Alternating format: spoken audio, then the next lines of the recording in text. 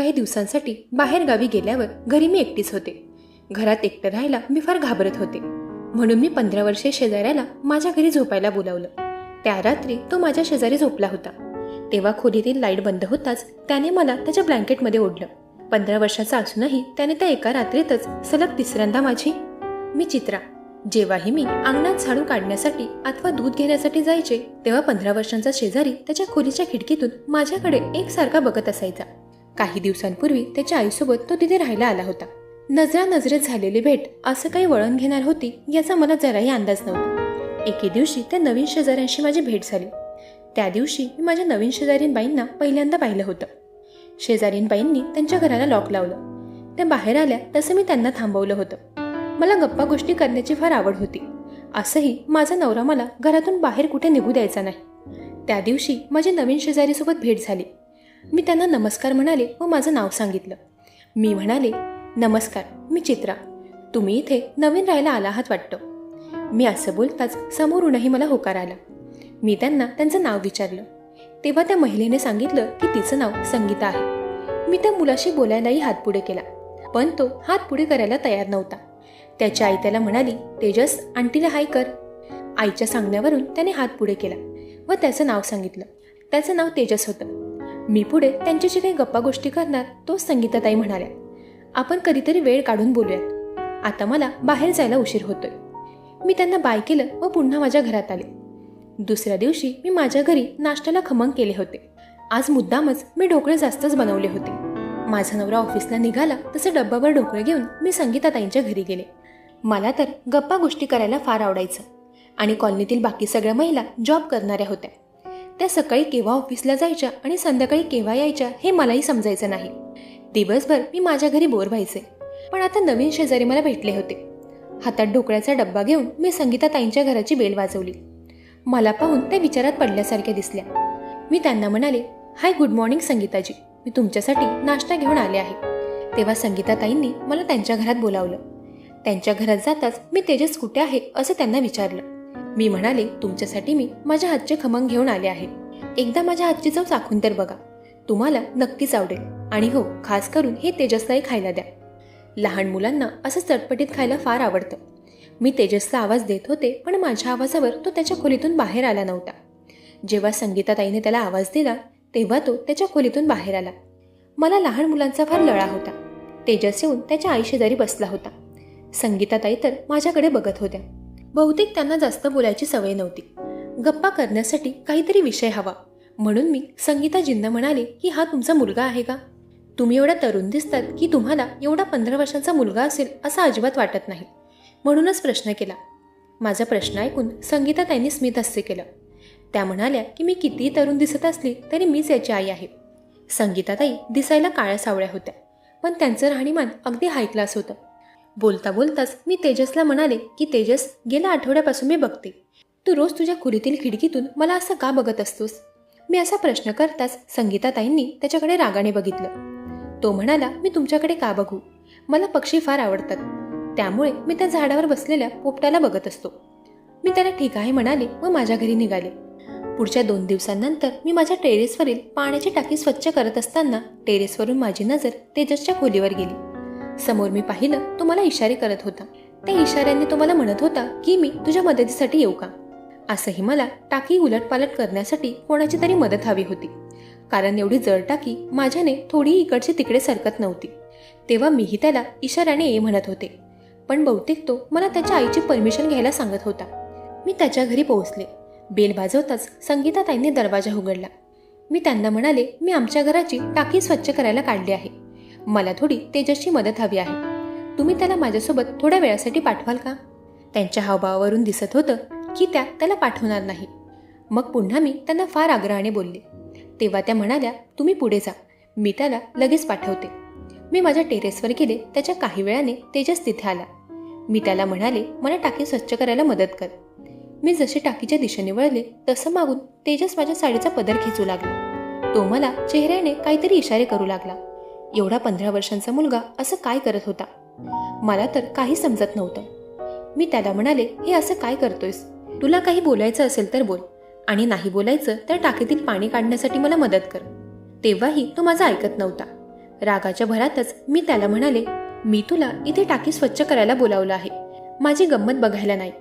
त्यामुळे तू माझी मदत कर आणि बाकी गोष्टी सोड. त्यावर तेजस म्हणाला, आईने मला कपडे अजिबात ओले करायला सांगितलं नाहीये. बाकी काही मदत असेल ती मी करेन. तू फार हुशार मुलगा होता. मगापासून मी एक एक मग पाणी काढून टाकी खाली करण्याचा प्रयत्न करत होते, पण त्याने तिथे पडलेली नळी आणली व नळीचा एक भाग टाकीत सोडला व नळीच्या दुसऱ्या बाजूने तो त्याच्या तोंडाने पाणी ओढू लागला. तेव्हा आपोआपच टाकीतील पाणी कमी होऊ लागलं. आल्यापासून मी पाहत होते तेजस अगदी गंभीर चेहऱ्याने माझ्यासमोर उभा होता. त्याची थोडी मस्करी करावी म्हणून मी थोडं पाणी त्याच्या अंगावर उडवलं. तेव्हा त्याने मला पूर्णपणे भिजवलं होतं. त्याने माझी खोडही काढली होती आणि लगेचच माफीही मागितली होती. त्यावेळी मी पूर्णपणे ओले झाले होते. त्याची नजर सारखी माझ्या भिजलेल्या शरीरावरून फिरताना मला दिसू लागली. मी जसे त्याच्यापासून पाठमोरी उभी राहिले तसं त्याने पुन्हा माझ्या साडीचा पदर खेचला. मी त्याच्याकडे पाहिलं तेव्हा तो इशाऱ्याने मला म्हणाला की तू खूप छान दिसत आहेस. मध्येच तो असा मुका का व्हायचा मला तर काही कळत नव्हतं. गेल्या काही दिवसांपासून आमची ओळख झाली होती, पण आज मी त्याला सुंदर दिसत होते. असो, टाकी स्वच्छ झाल्यावर मी नव्याने टाकीत स्वच्छ पाणी भरायला लागले. त्यानंतर मी तेजसला माझ्यासोबत खाली घरात घेऊन गेले.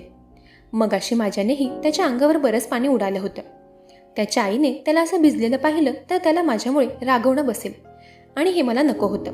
मी माझ्या हाताने त्याचे ओले केस पुसून देऊ लागले.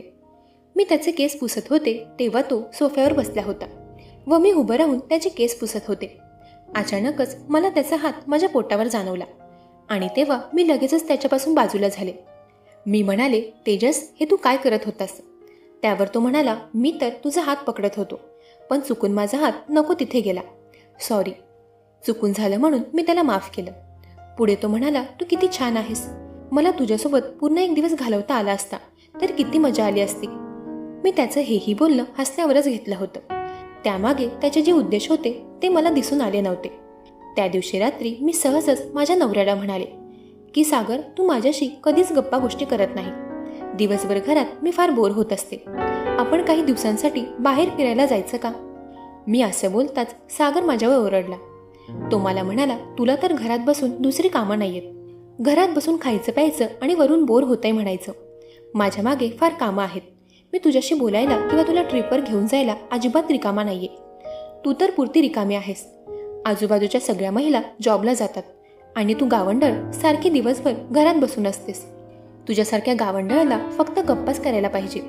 दुसरं काय जमणार तुला त्याशिवाय? नको नको ते बोलून सागर मला पाठमोरा होऊन झोपी गेला. त्याला अचानक काय झालं होतं मला तर काही समजलं नव्हतं, पण तो ज्या शब्दात माझ्याशी बोलला होता ते माझ्या मनावर फार घाव करून गेले होते. त्या रात्री मला झोपच आली नव्हती.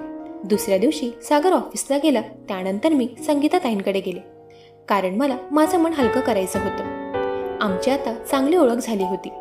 त्या मला समजून घेतील हे मला माहीत होतं. मी त्यांच्या दारात रडतच उभी होते. ते पाहून संगीताताईंनी माझा हात पकडून मला त्यांच्या घरात बोलावलं. मी त्यांच्या गळ्यात पडून रडू लागले. माझ्या नवऱ्याने कशा प्रकारे माझं मन दुखवलं होतं ते सगळं काही मी संगीताताईंना सांगितलं. त्या म्हणाल्या, नवऱ्याची जात ही अशीच असते. नवऱ्याला कधीच आपल्या बायकोची किंमत कळत नाही. बायकोने फक्त त्याच्यासाठी झटत राहायचं. मी रडत होते म्हणून संगीताताईंनी मला शांत करण्यासाठी तेजसच्या हातून माझ्यासाठी पाणी मागवलं. पाणी पिऊन मी थोडी शांत झाले. तोच मी संगीताताईंना त्यांच्या नवऱ्याबद्दल विचारलं. त्या म्हणाल्या, माझा तर काही वर्षांपूर्वी डिवोर्स झाला होता. माझा नवराही असंच काहीसा होता, पण मी कोणाचं ऐकून घेणारे नव्हते. त्या माझ्याशी बोलत होत्या तोच त्यांचा फोन वाजला व त्या त्यांचा फोन घेऊन त्यांच्या बेडरूमच्या दिशेने गेल्या. तेव्हा तेजस माझ्यासमोर उभा होता. तो माझ्याजवळ आला व म्हणाला, हॅलो फ्रेंड, माझी फ्रेंड आज एवढी का रडत आहे?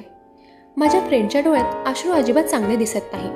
असं म्हणून तेजसने माझ्या डोळ्यातील अश्रू पुसले. तो माझ्याशी अगदी समंजसपणे बोलत होता. तो तर लहान होता. त्याला नवरा बायकोमधील गोष्टी काय समजणार होत्या? मी त्याला म्हणाले, तुला मी आता आमच्या नवरा बायकोमधील वाद काय सांगावे? तू तर फार लहान आहेस, तुला ते समजणार नाही. तेव्हा त्याने माझा हात हातात घेतला व तो बोलू लागला की मला लहान समजण्याची चूक करू नकोस. मी तसा बराच समजदार आहे. मगाशी तू आईला काय सांगत होतीस ते सगळं काही मी ऐकलं आहे. त्यामुळे अंकलचा मला फार राग आला आहे. त्याने एवढ्या सुंदर बायकोला रडवायला नको होतं. या अश्रूंचा बदला मी कधी ना कधी अंकलकडून घेईलच, असं म्हणून तेजसने मला रडता रडता हसवलं होतं. त्याने मला मिठी मारली. काही वेळाने मी माझ्या घरी गेले. त्या दिवशी संध्याकाळी मला सागरचा फोन आला. त्याने मला सांगितलं की त्याच्या ऑफिसमधून तो परस्पर कामानिमित्त 2 दिवसांसाठी बाहेरगावी जात आहे. त्या शहरात येऊन मला पूर्ण वर्षभरही झाला नव्हता. आजपर्यंत आमच्या घरात सागरविना मी एक रात्रही राहिले नव्हते. तेव्हा मी त्याला होकार तर भरला होता, पण मला एकटं राहायला फार भीती वाटत होती. रात्रीचं जेवण झाल्यावर मी थेट संगीताताईंच्या घराचा दरवाजा वाजवला. मी त्यांना म्हणाले, माझा नवरा काही दिवसांसाठी ऑफिसच्या कामाकरिता बाहेरगावी गेला आहे. तुम्ही आजची रात्र माझ्या घरी झोपायला येणार का? त्यावर संगीताताईने नकार दिला. त्या म्हणाल्या, मला माझ्या बेडरूमशिवाय दुसरीकडे अजिबात झोप येत नाही. मी तिकडे येऊ शकत नाही, पण तू माझ्यासोबत माझ्या खोलीत झोपू शकतेस. तेव्हा मी माझ्या घराला लॉक केलं व संगीताताईंच्या घरी आले.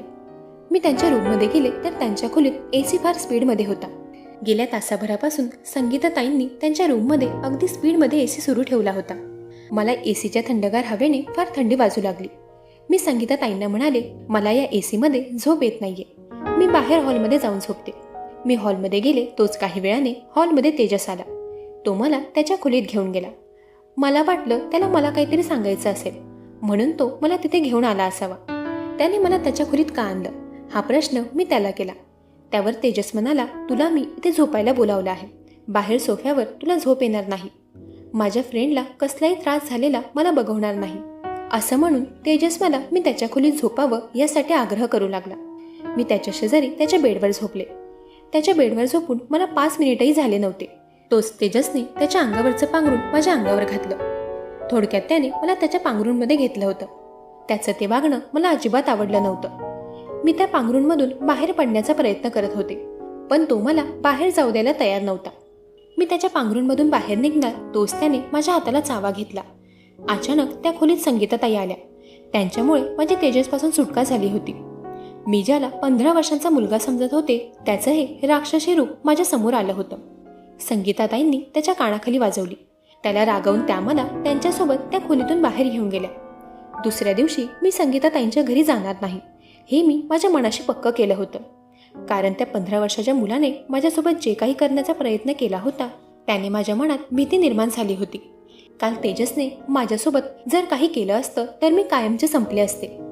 तेजसने माझ्यासोबत जे काही केलं होतं ते सगळं मी माझ्या नवऱ्यालाही सांगू शकत नव्हते, कारण मी त्याला काही सांगितलं असतं तर त्याने सगळा काही दोष मलाच दिला असता. सागर मला नेहमी सांगत असायचा की तुला कोणाशी जास्त बोलायची गरज नाही, पण मी त्याचं कधीही ऐकलं नव्हतं. त्याची काल मला चांगलीच अद्दल घडली होती. संध्याकाळी मी टेरेसवर वाळलेले कपडे घ्यायला गेले तेव्हा चुकून माझी नजर तेजसच्या खोलीवर पडली. मला पाहून तो समोरून कान पकडून माझी माफी मागत होता. तो इशाऱ्याने बोलत होता की प्लीज आज तरी इथे ये. बऱ्याचदा मी त्याच्याकडे पाहून दुर्लक्ष करण्याचा प्रयत्न केला, पण एकदा टेरेसवरून खाली जाताना मी त्याच्या खोलीवर नजर टाकली तेव्हा त्याच्या डोळ्यात मला अश्रू दिसले. तो माझ्यासाठी का रडत होता मला तर काही कळत नव्हतं. त्याला माझ्यावर प्रेम तर झालं नव्हतं ना?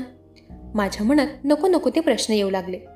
एकतर तेजसला मला काहीतरी सांगायचं होतं किंवा त्याचं माझ्यावर प्रेम जडलं होतं असं मला त्याच्या वागण्यातून दिसू लागलं. तो चुकीचा वागत होता हे तर मला समजलं होतं. त्याची ही चूक त्याच्या आईला दाखवून देणं गरजेचं होतं, जेणेकरून वेळेस ती त्याला एखाद्या बोर्डिंग स्कूलमध्ये घालून त्याचे बिघडलेले संस्कार आटोक्यात आणू शकेल. त्या रात्री मी पुन्हा एकदा मोठ्या हिमतीने संगीताताईंच्या घरी गेले.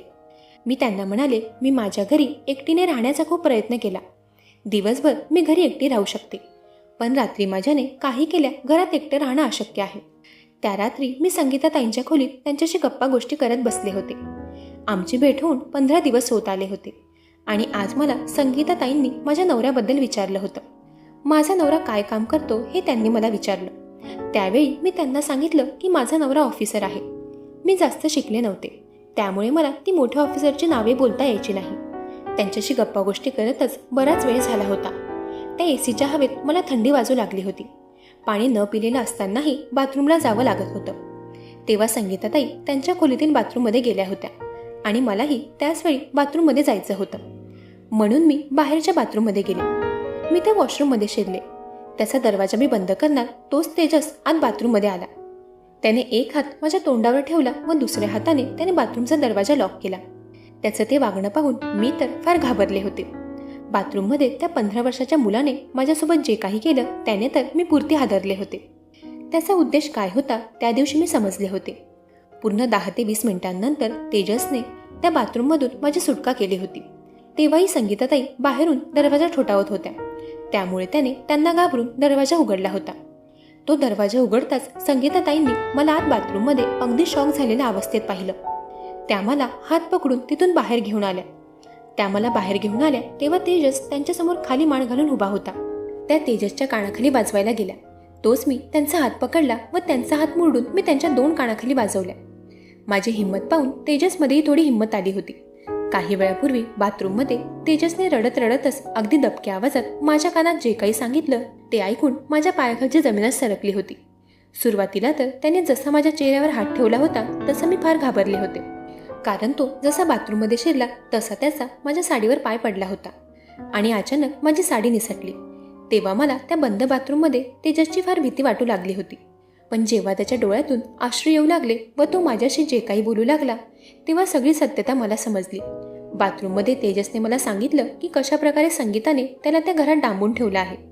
मी त्या संगीताला म्हणाले, तू कोण आहेस? तेजस तुझा कोण आहे? तू त्याच्यासोबत काय करतेस? सगळं काही मला समजले. मी तिला बोलतच होते तोच तिच्या दरवाजात पोलीस आले. पोलिसांना मगाशी बाथरूममध्ये असताना मीच फोन केला होता. माझा नवरा पोलीस ऑफिसर होता, पण संगीताला मी फक्त ऑफिसर सांगितलं होतं. तेव्हा काय माहीत का, पण माझं मन तिला माझा नवरा पोलीस आहे असं सांगायचं झालं नव्हतं. माझा नवरा काही दिवसांपासून सिव्हिल ड्रेसमध्ये ऑफिसमध्ये जात होता. त्यामुळे संगीता त्याला पाहूनही समजली नव्हती की माझा नवरा पोलीस आहे. माझ्या नवऱ्याची व तिची कधी भेटही झाली नव्हती.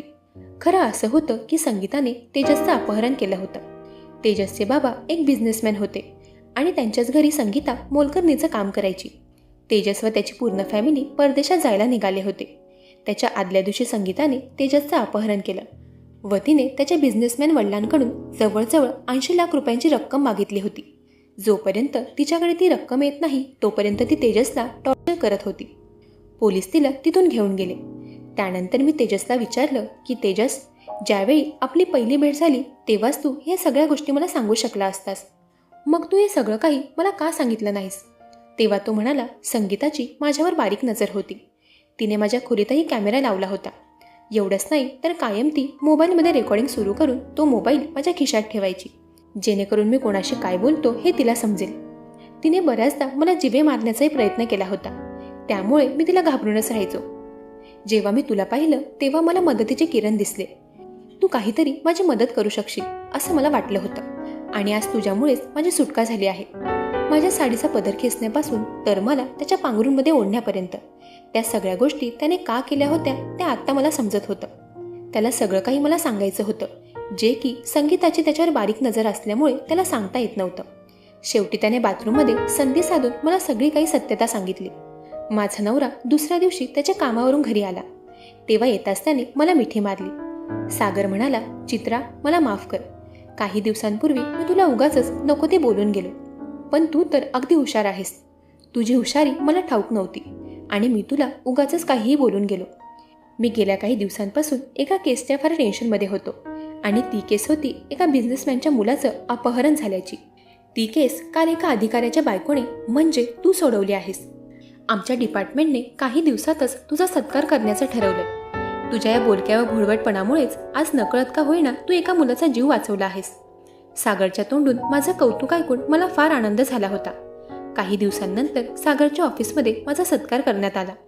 तेजसलाही त्याच्या बाबांच्या हाती सोपवलं गेलं. मंडळी, या शहाण्यांच्या आणि शिकलेल्यांच्या दुनियेत असे वेडे आणि गावंढर लोकही असायला हवीत, कारण त्यांचीही या समाजाला तेवढीच गरज आहे. कधी कधी शहाण्यांपुढे वेड्यांचा वेडसरपणाही कामी येतो. आपल्या आजच्या कथेतील पात्र चित्राप्रमाणे. मंडळी, कशी वाटली ही कथा? ही कथा तुम्हाला आवडली असेल तर व्हिडिओला लाईक आणि चॅनलला सबस्क्राईब